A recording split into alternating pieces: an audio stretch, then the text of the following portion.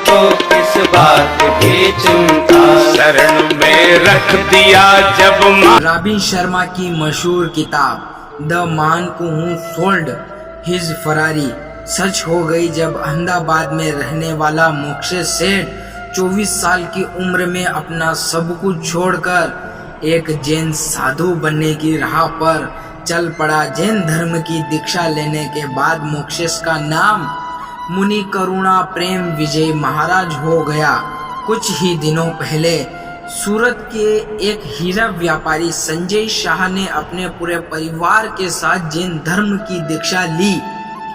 इससे पहले भी बहुत सी ऐसी खबरें सुनने और पढ़ने में आती है जहां कभी 15 साल 10 साल या 22 साल की उम्र में लड़के और लड़कियां सब कुछ छोड़कर साधु और साध्वी बनने की राह पर निकल पड़ते हैं। जिस उम्र में पैसा प्रेम और सफलता के लिए दुनिया दीवानी होती है, कुछ लोग सब कुछ त्याग देते हैं। आखिर क्या वजह है कि इतनी कम उम्र में इतने सारे लोग जैन धर्म की दीक्षा ले लेते हैं? जैन धर्म में दीक्षा लेना यानी सभी भौतिक सुख सुविधाएं त्याग कर एक सन्यासी का जीवन बिताने के लिए खुद को समर्पित कर देना।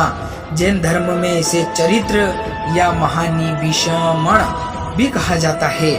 दीक्षा समारोह एक कार्यक्रम होता है जिसमें होने वाले रीति रिवाजों के बाद से दीक्षा लेने वाले लड़के साधु और लड़कियां साध्वी बन जाती है। दीक्षा लेने के साथ ही सभी को इन 5 व्रतों के पालन के लिए भी समर्पित होना पड़ता है। अहिंसा, किसी भी जीवित प्राणी को अपने तन मन या वचन से हानि ना पहुंचाना। सत्य, हमेशा सत्य बोलना और सत्य का ही साथ देना। असत्य, किसी दूसरे के सामान पर बुरी नजर ना डालना और लालच से दूर रहना। ब्रह्मचर्य, अपनी सभी इंद्रियों पर काबू करना और किसी के साथ भी संबंध ना बनाना। अपरिग्रह, जितनी जरूरत है उतना ही अपने पास रखना, जरूरत से ज्यादा संचित ना करना। दीक्षा लेने के लिए और उसके बाद सभी साधुओं और साधियों को अपना घर, कारोबार, महंगे कपड़े, ऐशो आराम की जिंदगी छोड़कर पूरी तरह से सन्यासी जीवन में डूब जाना पड़ता है। इस प्रक्रिया का आखिरी चरण पूरा करने के लिए सभी साधुओं और साध्वियां को अपने बाल अपने ही हाथों से नोचकर सिर से अलग करने पड़ते हैं। सभी साधियों को इसके बाद सफेद रंग की सूती साड़ी पहनने के लिए दी जाती है। वही साधु पूरी तरह से कपड़ों का त्याग कर देते हैं। क्यों बढ़ रहा है युवाओं में इतना आकर्षक?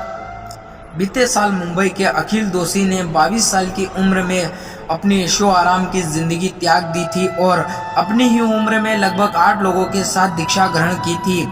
अखिल, मोक्षेश और ऐसे ही बहुत से युवा बीते कुछ समय से जैन धर्म की दीक्षा ले रहे हैं। इनमें से सभी के कारण भले ही अलग अलग हो, लेकिन उसका मूल्य एक ही है। बाहरी लोगों के लिए ऐशो आराम की जिंदगी छोड़कर सन्यासी लेने वाले ये युवा भले ही अजीब हो, लेकिन इनमें से हर किसी का मानना है कि बीते काफी समय से वो बहुत बेचैन महसूस करते थे। भौतिक सुख सुविधा उन्हें वो खुशियां नहीं दे पा रही थी जिनकी उन्हें तलाश थी, इसलिए उन्होंने दुनिया की नश्वरता को त्यागते हुए सादा जीवन बिताने और खुद को इस भक्त में समर्पित करने का निर्णय लिया। दीक्षा लेने के बाद कैसा होता है जीवन? दीक्षा लेना यानी सन्यासी जीवन में प्रदर्शन के बाद जैन साधु और साध्वियों का जीवन बहुत ही संतुलित और अनुशासित हो जाता है। सूर्यास्त के बाद जैन साधु और साध्वियां पानी की एक बूंद और अन्न का एक दाना भी नहीं खाते हैं। सूर्योदय होने के बाद भी ये लोग करीब 48 मिनट का इंतजार करते हैं, उसके बाद ही पानी पीते हैं। कोचरी, भोजन की भिक्षा मांगना। जैन साधु और साध्वियां अपने लिए कभी भोजन नहीं पकाते हैं, ना ही इनके लिए आश्रम में कोई भोजन बनाता है, बल्कि ये लोग घर घर जाकर भोजन के लिए भिक्षा मांगते हैं।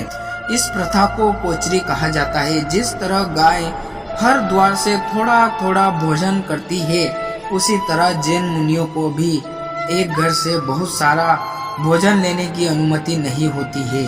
साथ ही यह भी ध्यान रखा जाता है कि जिन घरों से वो भिक्षा मांगते हैं, जिन घरों में भिक्षा मांगने जाए, वहाँ शाकाहारी भोजन ही बनाया जाता हो।